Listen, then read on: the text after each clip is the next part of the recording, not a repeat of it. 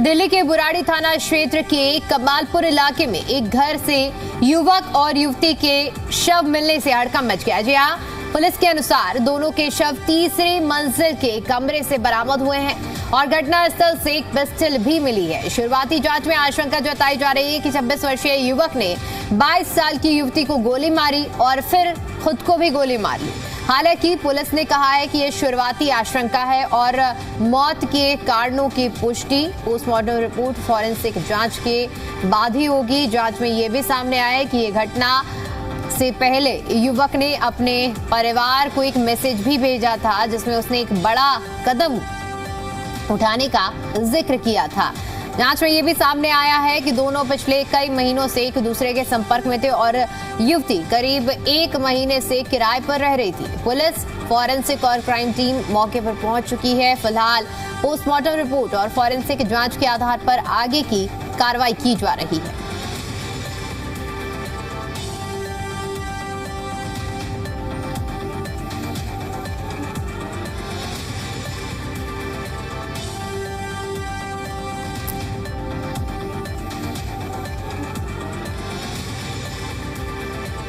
Call आई थी कि बुराड़ी कमल विहार इलाके के अंदर एक घर में गोली मारी है और उसमें एक लड़का लड़की की डेड बॉडी है। तो हमने ये सीन ऑफ क्राइम विजिट किया है और उसके अंदर हमने सारे जो एविडेंसेस थे, तो जो सिचुएशन है, लड़के ने मरने से पहले जो अपने परिवार को मैसेज कर रखा है उन सबकी जांच की है और उसमें अभी तक यही सामने आया है कि इन दोनों का आपस में एक रिलेशन था, but it was not going forward as he desired. तो उसलिए उसने आके पहले लड़की को गोली मारी, फिर इसने खुद को गोली मारी है। इनका अभी 6-8 महीने पहले से रिलेशन है। तो जब दोपहर में लड़की की बहन यहाँ पे पहुंची है तो गेट बंद था, तो उसने मकान मालिक के साथ मिलकर फोर्सफुली गेट खोला है। अंदर दोनों डेड बॉडीज थी। फिर मकान मालिक ने PCR कॉल करी, जिसके बाद हम लोग यहाँ पे आए और आगे का काम चालू। यहाँ पे बुराड़ी से PCR कॉल आई थी कि एक लड़का एक लड़की का शव पड़ा हुआ है एक फ्लैट में। तो यहाँ आके देखा तो ये एक म्यूचुअल सुसाइड लग रही है, जिसमें ये लड़के लड़की ने डिसाइड किया कि ये अपनी जान दे देंगे। तो अभी बाकी चीजें हम लोग देख रहे हैं। प्रथम दृष्टिगत ये लग रहा है। जब क्राइम टीम आएगी उसके बाद एनालिसिस जब होगी सीन ऑफ क्राइम की, तब पता चलेगा। उत्तर दिल्ली के बुराड़ी थाना इलाके के कमालपुर में उस वक्त सनसनी फैल गई जब एक फ्लैट में कई राउंड गोलियां चलने की आवाज सुनाई दी और इस बात की सूचना पुलिस को दी गई। पुलिस मौके पर पहुंची तो पुलिस को एक ही रूम में 2 खून से लथपथ शव मिले। दरअसल जानकारी के मुताबिक बताया जा रहा है कि निखिल नाम के एक शख्स ने शुभांगी नाम की युवती की गोली मारकर हत्या कर दी। ये जो थर्ड फ्लोर आप देख रहे हैं, ये वही इमारत का थर्ड फ्लोर है जहां पुलिस पूरे मामले की तफ्तीश गंभीरता से कर रही है। जानकारी के मुताबिक बताया जा रहा है जो शुभांगी थी वो गुड़गांव की रहने वाली थी और करीब 1 महीने पहले इसी फ्लैट में रह रही थी। और इसके बाद जो निखिल था वो जानकारी के मुताबिक बताया जा रहा है कि वो गोपालपुर में रहता था और इन दोनों के बीच आपसी दोस्ती थी। लेकिन पिछले जानकारी के मुताबिक बताया जा रहा है 8 महीने से दोनों में आपसी तनातनी चल रही थी। लेकिन आज दोपहर निखिल ने अपने घर पर एक मैसेज किया कि वो युवती से बहुत ज्यादा परेशान है और इस परेशानी का आज समाधान करने के लिए यहाँ पहुंच रहा है। जैसे वो यहाँ पर पहुंचा, उसने पहले शुभांगी की गोली मारकर हत्या की और उसके बाद में उसने खुद अपने आप को गोली मारकर आत्महत्या कर ली। फिलहाल पुलिस पूरे मामले की तफ्तीश गंभीरता से कर रही है और दोनों ही शव को पोस्टमार्टम के लिए भेजने की तैयारी की जा रही है। ये मामला अभी तक सामने नहीं आया है कि ये प्रेम प्रसंग का मामला था या बीच में कोई और वजह थी। लेकिन जिस तरीके से युवती की हत्या की गई उसके बाद कई तरह के सवाल खड़े होते दिखाई दे रहे हैं। नसीम अहमद, मीडिया।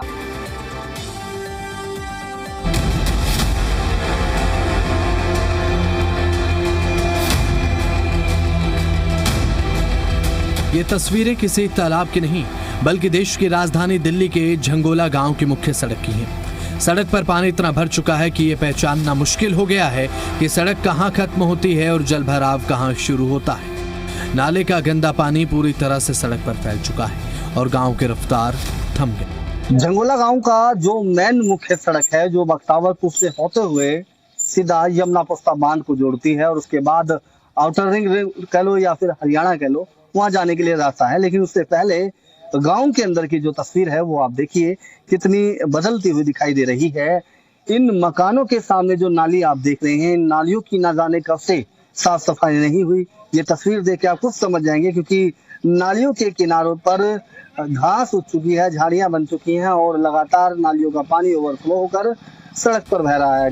गांव वालों का कहना है कि मानसून से पहले नालों की सफाई नहीं हुई और ड्रेनेज सिस्टम की मरम्मत भी अधूरी है और नतीजा हल्की बारिश ने पूरे गांव को पानी पानी कर दिया है। गांव की सड़कें बन चुकी हैं, ये बाहर का एक ये रोड जो है ये नहीं बन पा रहा अभी तक। सरकार एमएलए या ना एमसीडी कोई भी नहीं आके देख रहा। भतीजा यहाँ पर पानी में नाले में गिरा है, कल ही गिरा है।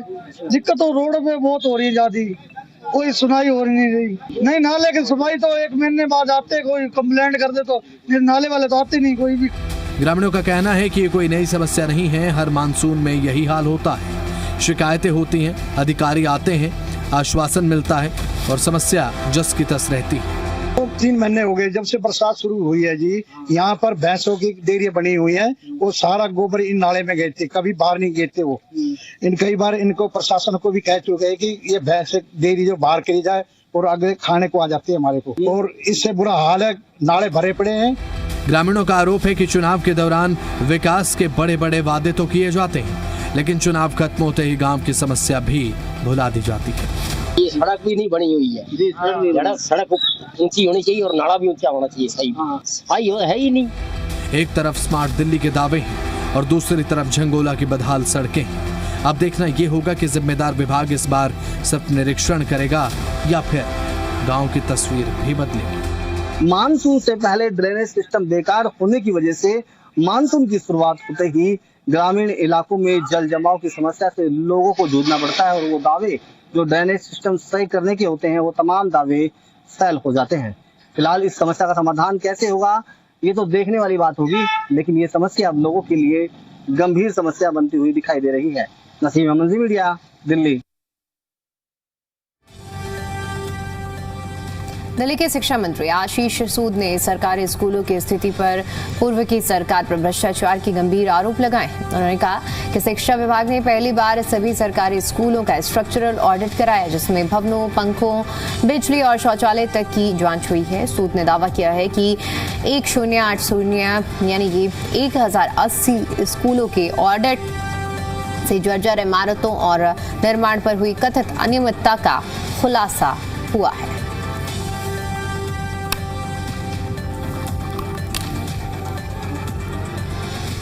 दिल्ली के सरकारी स्कूलों की लगातार ऑडिट करवाया जा रहा था ताकि बच्चों की सेफ्टी जो है वो बनी रहे, क्योंकि कुछ केसेस ऐसे सामने आए थे जहाँ पे स्कूलों की बिल्डिंग जो है काफ़ी पुरानी हो गई थी, जर्जर हो गई थी इमारतें। तो इसमें से अभी जो हमें जानकारी मिल पा रही है कि दिल्ली सरकार के 7 स्कूलों को ध्वस्त कर दिया जाएगा।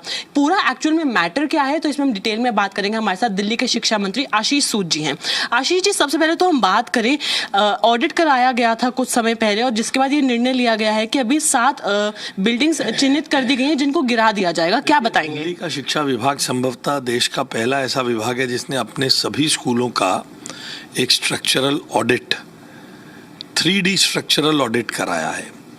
बिल्डिंग की स्थिति क्या है, पंखों की स्थिति क्या है, पंखे हैं, चलते हैं या नहीं चलते हैं, स्विच है, चलता है या नहीं चलता है, बाथरूम है, उसमें पानी है या नहीं है, यहाँ तक का स्ट्रक्चरल ऑडिट, एक 3D स्ट्रक्चरल ऑडिट हमने कराया। और हम, जैसा मैंने कहा, हम संभवतः देश के पहले ऐसे शिक्षा विभाग हैं जिसने अपने सभी स्कूलों का कराया है। इसने हमें अवसर दे दिया है कि हमसे पूर्ववर्ती सरकारें जिस शिक्षा मॉडल की ढोल पीटती थी उसकी असलियत भी अपने आप जनता के सामने लाने का। किस प्रकार से विज्ञापनों पे लगातार पैसा खर्च किया जाता रहा, मगर दिल्ली के स्कूल जर्जर हालत में रहे, डिलैपिलेटेड बिल्डिंग्स को आज तोड़ना पड़ेगा। उन तोड़ने के प्रोसीजर को सरल करने का काम भी हमारी सरकार कर रही है।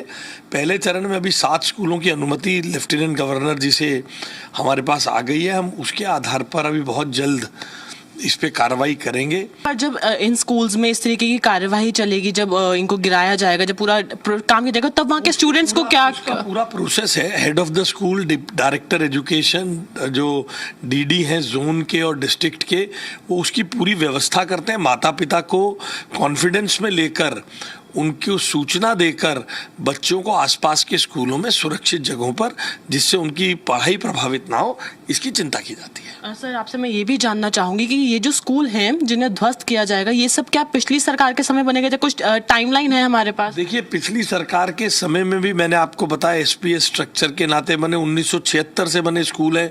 किसी ने कभी सोचा ही नहीं कि 50-50 साल पुरानी बिल्डिंग हो रही है, इनका क्या करना है।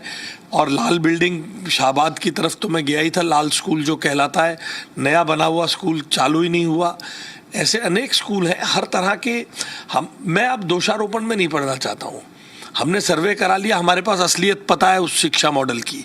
जब आप चाहेंगे आपको दिखा दिया जाएगा। पर इसमें एक स्कूल वो है जो 2015 में ही तैयार किया गया था पिछली आम आदमी पार्टी की सरकार द्वारा। 2015 के बाद वाला भी शाहबाद का लाल स्कूल जो है, लाल बिल्डिंग जो है, वो हमारे बहुत रीसेंट पास्ट की है, जिसपे मैंने पिछले दिनों वहाँ के अपने स्थानीय विधायक और साथी मंत्री रविंद्र इंद्रराज जी के साथ विजिट किया था। वो आसपास के ही समय की बिल्डिंग है। इसलिए बहुत भ्रष्टाचार हुआ है।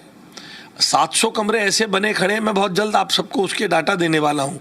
करोड़ों रुपए खर्च हो गए, बिल्डिंग पूरी नहीं, अभी और करोड़ों रुपए मांग रहे हैं। भ्रष्टाचार की गाथा तो अनंत है 10 वर्ष की। देखिए, पिछले 10 सालों में जैसा कि उनका कहना है कि किस तरीके से भ्रष्टाचार हुआ, इमारतें तो खड़ी की गई पर उसमें कभी भी सेफ्टी का, सिक्योरिटी का ध्यान नहीं रखा गया। तो अब तब ये निर्णय लिया जा रहा है ताकि बच्चों की सेफ्टी को बरकरार रखा जा सके। कैमरा पर्सन सौरभ के साथ तान्या चुग, जी मीडिया, दिल्ली।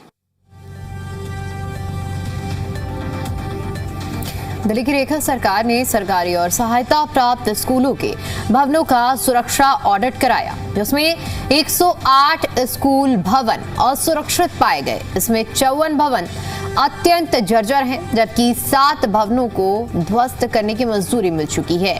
सीएम रेखा गुप्ता ने कहा कि जर्जर इमारतों की जगह भूकंपरोधी आधुनिक G4 भवनों को बनाया जाएगा। और पूर्वी दिल्ली के मयूर विहार फेज 1 स्थित चिल्ला गांव के सीएम श्री स्कूल का पुराना भवन भी गिराया जाएगा। सरकार ने 27 खाली सरकारी भूखंडों पर नए स्कूल बनाने की योजना बनाई है और निर्माण के दौरान छात्रों की पढ़ाई प्रभावित नहीं होने का आश्वासन भी दिया है। राजधानी दिल्ली की मुख्यमंत्री रेखा गुप्ता ने कैबिनेट बैठक में स्कूलों की सुरक्षा को लेकर बड़ा फैसला किया है।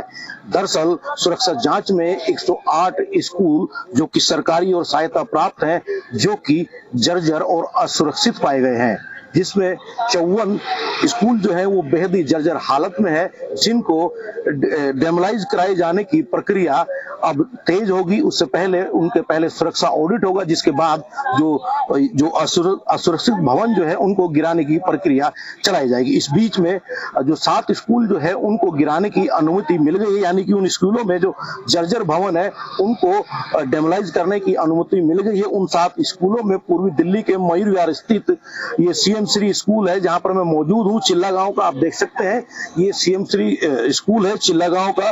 उन 7 स्कूलों में से जिनको 7 स्कूलों के भवन या उनकी इमारत को जो जर्जर हो चुके हैं उनको गिराए जाने की अनुमति मिली है। उन 7 स्कूलों में एक स्कूल ये भी है। मैं बता दूं, यहाँ पर इसके बीचों बीच एक ढांचा है जो कि बनाया गया था। वो स्कूल वो इमारत जो है, वो भवन जो है अब जर्जर हो चुकी है, यानी कि वो असुरक्षित पाई गई है, जिसको अब जो है दिल्ली सरकार द्वारा ऑडिट सुरक्षा यानी कि सुरक्षा जांच के बाद गिराया जाना है। मैं बता दूं, दिल्ली सरकार का कहना है कि जो भी जर्जर भवन जो है उनकी जगह वो भूकंपरोधी 4 मंजिला नए स्कूल बनाएंगे। साथ के साथ ही सुरक्षा को लेकर जो है वो क्या नाम ऑडिट कराएंगे, ताकि किसी भी भवन को बच्चों के लिए सुरक्षित बनाया जा सके और एक सुरक्षित माहौल के बीच बच्चे पढ़ सके। सचिन बिरला, जी मीडिया, दिल्ली।